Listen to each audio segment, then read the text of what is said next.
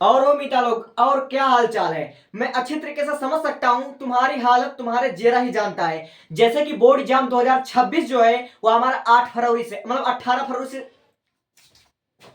तेरी की मैं ही लगता हूँ। और वो मीता लोग, तुम्हारे लोग, और और चित्रों, और और और और और प्यारे, और प्यारे, और मजा नहीं आ रहा, डाला नहीं। और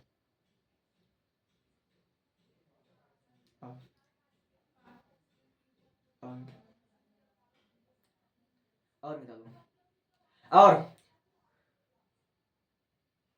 और और मीता लोग, तुम्हारे जीरा का हाल तो तुम ही लोग जान पाओगे। देखो मेरे भाई, आप लोग अच्छी तरीके से अब जान चुके हो कि कन्फर्म हो गया है कि 18 फरवरी को 2026 का बोर्ड एग्जाम स्टार्ट होने वाला है।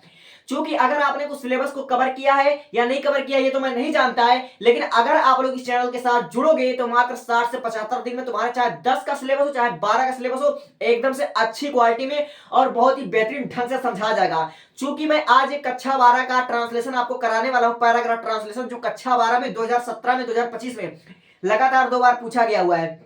अगर आप लोग इसको बनाने का टेक्निक जान गए तो मुझे लगता है कि आप लोग इस तरह के न जाने कितने पैराग्राफ को बना लोगे। तो आज इस वीडियो में मैं आपको इतना बेहतरीन ढंग से समझाने वाला, इतना बेहतरीन ढंग से समझाने वाला हूं कि आप लोगों के दिमाग में ऐसे न जाने कि, सबसे पहली बात तो आप रटिए मत, इसको बनाने का तरीका आप लोग समझिएगा, ठीक है। तो एक बार मैं इसको शुरू करता हूं, आप लोग पूरा ध्यान के साथ अपना दिल और दिमाग इस मोबाइल पर, मतलब इस बोर्ड पर लगाएं और गारंटी के साथ आपको समझा दूंगा कि ट्रांसलेशन बनाते कैसे हैं, ठीक है। तो सबसे पहले आप लोग देखिए, जैसे अगर मान लीजिए आपके बोर्ड एग्जाम में ऐसा कोई पैराग्राफ आता है कि सम्राट अशोक चंद्रगुप्त का पोता था, तो आप लोग उसको कैसे बनाओगे? सम्राट अशोक चंद्रगुप्त का पोता था, इसमें सबसे पहले आप लोग देखो कि सब्जेक्ट क्या है। तो सब्जेक्ट वही होता है जिसके बारे में कुछ कहा जाए, वही सब्जेक्ट होता है।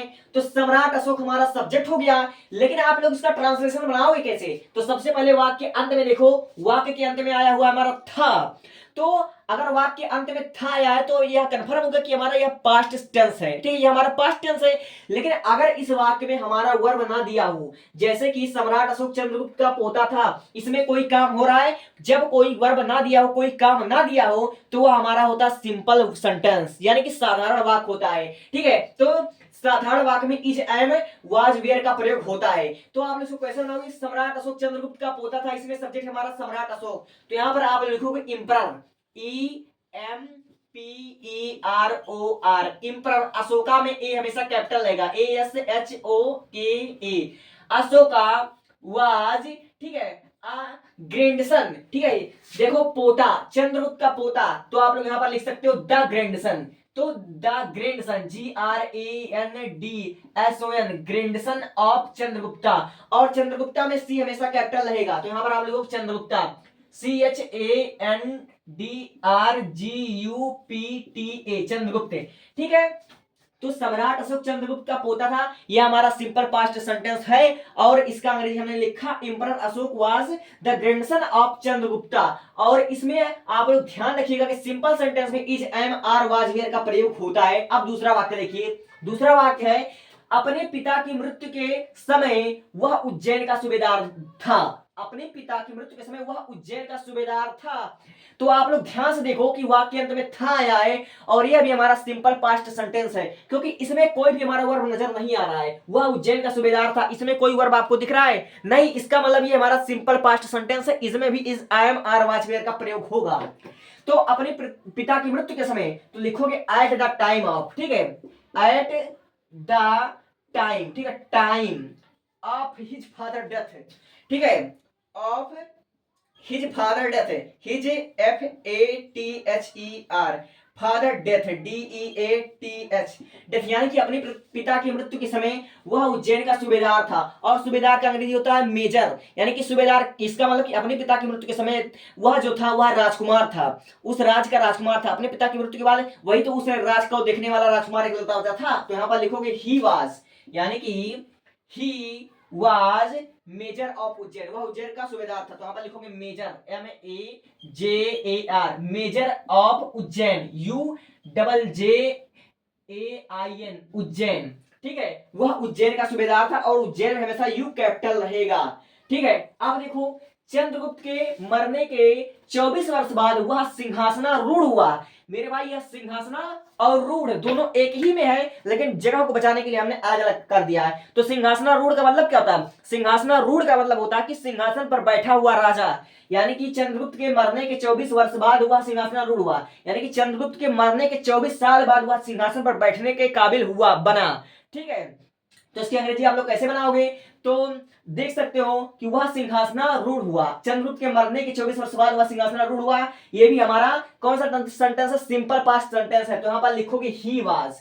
ठीक है, वह सिंहासनारूढ़ हुआ, और सिंहासनारूढ़ की अंग्रेजी हमारा हो जाएगा इन जर्ज। ठीक है, इन थ्रोन, इन थ्रोन यानी कि सिंहासन पर बैठा हुआ, तो इन थ्रोन हो जाएगा। तो he was enthrone, he was enthrone. यहां पर लिखोगे आप लोग enthrone, ENTHRONE, enthrone after.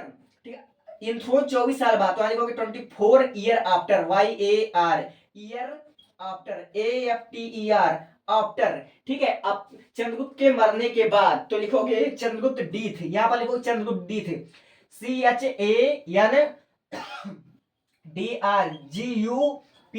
Chandragupta डीथ। ठीक है, यहां पर लिखोगे डीथ, DATS। सिंपली आपका इस प्रकार बन गया।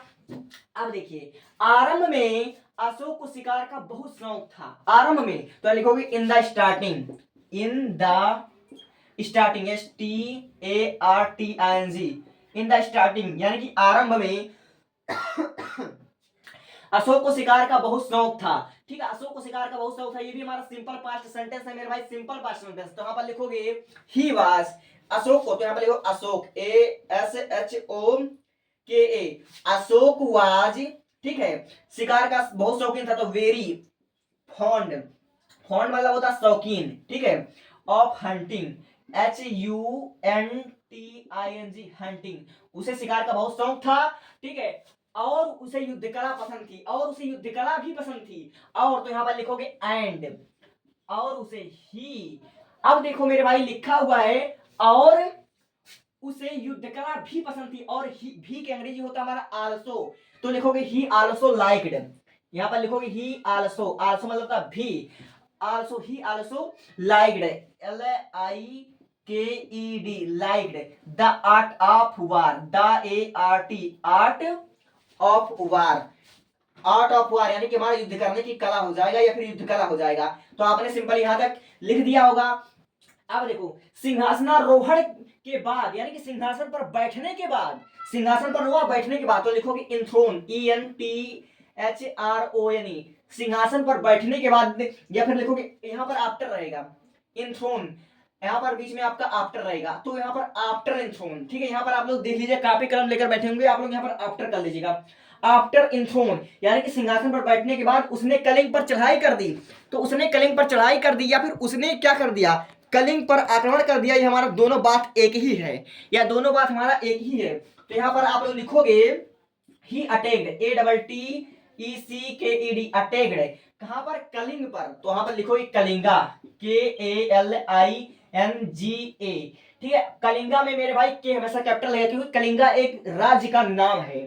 ठीक है, उसने कलिंगा पर चढ़ाई कर दी, यद्यपि, और यद्यपि का अंग्रेजी होता है अल्थो, तो यहां पर लिखोगे अल्थो, ALTHOUGH,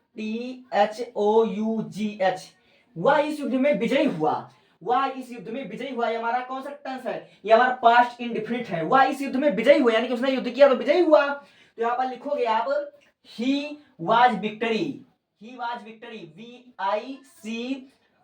victory, VICTORY, victory in this वार। ठीक है, यहां पर लिखोगे इस in this war, in this वार, यह इस युद्ध में विजयी हुआ। बट यानी परंतु, देखो परंतु इसने उसके हृदय पर एक गहरा प्रभाव छोड़ा, तो यहां पर लिखोगे बट। ठीक है, और ये हमारा आर है। ठीक है, बट यानी कि परंतु इसने उसके हृदय पर एक गहरा प्रभाव छोड़ा, तो इसने हमारा युद्ध के लिए प्रयोग हो रहा है, और इसका अंग्रेजी सब्जेक्ट के रूप में हम लिखेंगे इट। यहां पर लिखोगे it left, LEFT, left, it left a deep, deep यानी कि गहरा, DEEP, डीप और गहरा घाव छोड़ा, तो यहां पर लिखोगे हर्ट ऑन हिज हर्ट। ठीक है, तो यहां पर लिखोगे HURT, hurt on his heart, his HEART, his heart, यानी कि इस युद्ध ने उसके हृदय पर एक गहरा प्रभाव छोड़ा। इस प्रकार आप लोग ने बना लिया। अब देखो, इस युद्ध में कई लाख आदमी मरे, कई लाख घायल हुए और बहुत से बीमारी से मरे। तो लिखोगे in this war, in this वार, यानी कि इस युद्ध में कई लाख आदमी मरे, कई लाख आदमी मरे। तो यहां लिखोगे many, MANY, many lakh, LAKH, lakh people, PEOPLE, people, यानी कि कई लाख आदमी मरे। तो यहां लिखोगे डेड, DIED, डेड। ठीक है, कई लाख आदमी मरे।